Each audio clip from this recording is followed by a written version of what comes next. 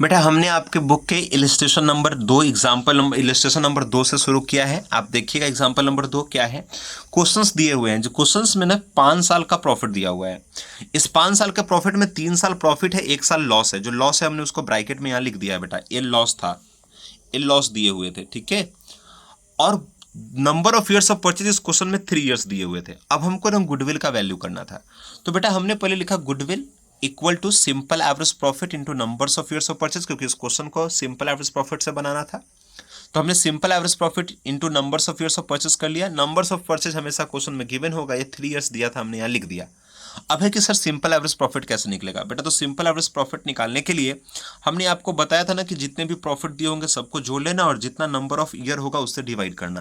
तो जब हम इस प्रॉफिट को जोड़ने गए तो पहला साल प्रॉफिट 50,000 का था, दूसरा साल का जो प्रॉफिट 40,000 था उसमें कुछ एडजस्टमेंट दिए हुए थे। तो हमने बोला था कि जब भी प्रॉफिट लेंगे गुडविल के ट्रीटमेंट के लिए वो आफ्टर एडजस्टमेंट लेना है। तो इसमें एडजस्टमेंट क्या था कि एक एबनॉर्मल हमारे लॉस थे, जो हमने 14-15 में एबनॉर्मल लॉस को कंसीडर करने के बाद ये प्रॉफिट निकाला था, ठीक है। फिर उसके बाद 75,000 के प्रॉफिट थे, 25,000 के लॉस थे और ये 50,000 का प्रॉफिट था। तो 2014-15 में जो 40,000 का प्रॉफिट दिया हुआ है वो क्यों हुआ है 40,000 का प्रॉफिट? क्योंकि ये 40,000 का प्रॉफिट इसलिए हुआ क्योंकि जो 10,000 का एबनॉर्मल लॉस हुआ उसके कारण ये प्रॉफिट 10,000 से कम हो गया होगा।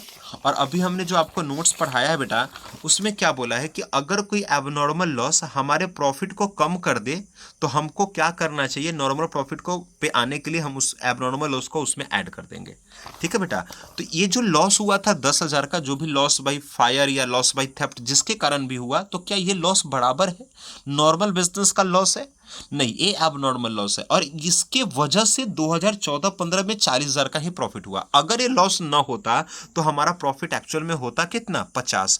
तो ये लॉस हमारे प्रॉफिट को कम करके रखा है, इसके कारण हम इस लॉस को ऐड ऑन कर लेते हैं और ऐड करने के बाद हमारा प्रॉफिट है 50,000 का हो गया। तो अब हम एवरेज लेंगे तो उसके लिए ये वाला प्रॉफिट कंसीडर करेंगे और बाकी जो प्रॉफिट दिया उसको कंसीडर करेंगे। तो हमने वही प्रॉफिट पहला 50,000 लिया, दूसरे साल का भी 50,000 प्रॉफिट लिया, तीसरे साल का 75,000 लिया, चौथे साल में लॉस है तो बेटा उसको माइनस कर देंगे और 5वें साल में फिर 50,000 का प्रॉफिट उसको ले लिया और पूरे 5 से हमने इसको डिवाइड कर दिया, जिसके कारण हमारा जो एवरेज सिंपल एवरेज आया वो 40,000 आ गया। और ये सिंपल एवरेज जैसे ही 40,000 आ गया तो हमने इस फॉर्मूला में इसको पुट कर दिया 40,000 into numbers of years of purchase.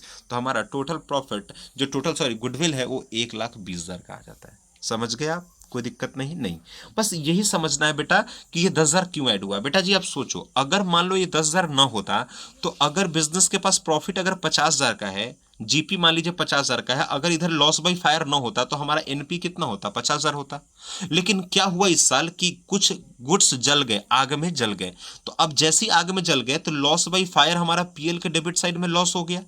अब ये 10,000 के लॉस होने के कारण हमारा नेट प्रॉफिट कितना हो गया, 40,000। और ये लॉस ऐसा है जो नॉर्मल एक्सपेंसेस नहीं है, एब नॉर्मल एक्सपेंसेस है, ये हर एक साल नहीं होंगे। तो अगर हम इस 10,000 के लॉस को कंसीडर करके गुडविल का वैल्यू करेंगे तो हमारा जो गुडविल का वैल्यू होगा वो गलत आएगा। इसी कारण हम हमेशा नॉर्मल प्रॉफिट पे ही गुडविल का वैल्यू करते हैं।